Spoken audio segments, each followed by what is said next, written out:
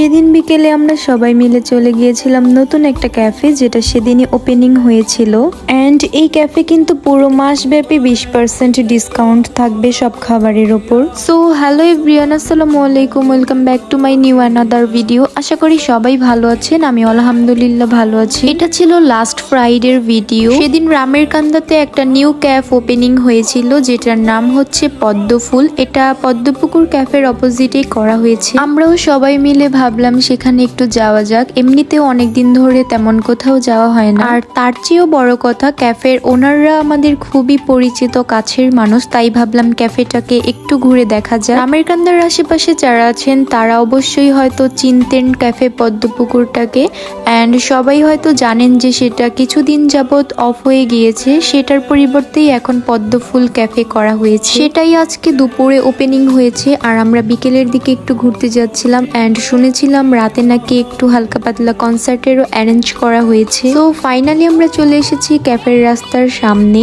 রাস্তা থেকে একটু ভিতরে হলেও রাস্তা থেকেই দেখা যাচ্ছিল ক্যাফেটা। আর এখানে কিন্তু ক্যাফে পদ্মপুকুর ছিল, তার অপোজিটে ওই যে দেখা যাচ্ছে ক্যাফে পদ্মফুল। দেন আমরা চারিপাশ দেখতে দেখতে ক্যাফে চলে যাচ্ছিলাম। চারপাশ থেকে একটা ন্যাচারাল ভাইবস পাচ্ছিলাম, যেটা আমার কাছে অনেক বেশি ভালো লেগেছে। ক্যাফের এন্ট্রির যে গেটটা ছিল সেটা সুন্দর করে ব্যালেন্স দিয়ে সাজানো হয়েছিল, এন্ড ক্যাফের ভিতরের জায়গাটাও অনেক বেশি বড় ছিল। এরকম খোলামেলা সুন্দর একটা জায়গা কার না ভালো লাগে বলেন? স্পেশালি যারা ফ্যামিলি এন্ড বাচ্চা নিয়ে একটু ঘোরাফেরা করতে চায় তাদের জন্য এই সমস্ত জায়গা একদম বেস্ট। কজ বাচ্চারা সব সময় একটু খোলামেলা পরিবেশ চায়, যাতে তারা একটু শান্তিতে খেলতে পারে, এনজয় করতে পারে। আর এই ক্যাফেটা অনেক বড় একটা জায়গা জুড়ে করা হয়েছে, আর অনেক কাজই তাদের বাকি আছে। এখানে নাকি বাচ্চাদের জন্য কিছু রাইড অ্যাড করবে। বিকেল থেকে আমরা সবকিছু একটু ঘুরে ঘুরে দেখছিলাম। দেন সন্ধ্যার দিকে আমরা চলে গিয়েছিলাম খাবার অর্ডার করতে। ওপেনিং উপলক্ষে তাদের 20% ডিসকাউন্ট ছিল মাসব্যাপী। একদিকে আমরা খাবার অর্ডার করছিলাম, অন্যদিকে তাদের যে কনসার্টের অ্যারেঞ্জমেন্ট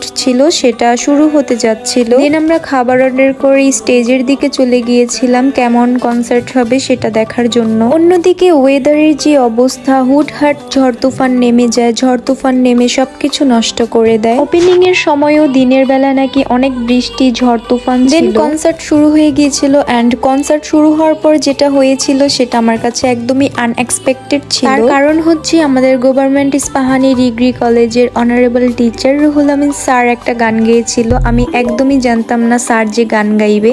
তার চেয়েও বেশি অবাক হয়েছি এটা দেখে যে স্যার এত সুন্দর একটা গান গেয়েছিল। টু বি অনেস্ট, স্যারের পারফরমেন্সটা একদমই আউটস্ট্যান্ডিং ছিল। স্যার দুইটা গান গেয়েছিল, দুইটা গানই অনেক বেশি সুন্দর হয়েছিল। স্যারের পারফরমেন্সের একটা র ভিডিও আমি অলরেডি শেয়ার করেছি। এই পারফরমেন্সের পরে আজানের জন্য বিরতি দিয়েছিল, আর আমাদের খাবারও সার্ভ করে দিয়েছিল। আমরা অর্ডার করেছিলাম potato wedges, nachos and chicken fries, সাথে ছিল ড্রিঙ্ক, মানে হচ্ছে সফট ড্রিঙ্ক। এটা ভেঙে বলে দিলাম, তার কারণ হচ্ছে পাবলিকের তো একটু স্বভাব আছে একটু বেশি বেশি বুঝে। এনিওয়েজ, প্রাইস অনুযায়ী তাদের খাবারের কোয়ান্টিটিটা ভালো ছিল, এন্ড খাবারের টেস্টটাও ভালোই ছিল। আমরা এইদিকে খাচ্ছিলাম আর ওইদিকে স্টেজে পারফরমেন্স চলছিল। এখন স্টেজে যে পারফরমেন্স করছে উনি কিন্তু সম্পর্কে আমাদের আঙ্কেল। ওনার পারফরমেন্সের কথা আর কি বলবো, এক কথায় আউটস্ট্যান্ডিং। দেন এরপর একটা ফিমেল সিঙ্গার পারফরমেন্স করেছিল, উনিও খুব ভালো পারফরমেন্স করেছিল। এরই মাঝখানে আরো কয়েকজন টুকটাক গান গেয়েছিল, যার কোনো ভিডিও ক্লিপ আমার নেওয়া হয়নি। সবকিছু মিলিয়ে ছোটখাটোর মধ্যে ভালো একটা কনসার্ট হয়েছিল,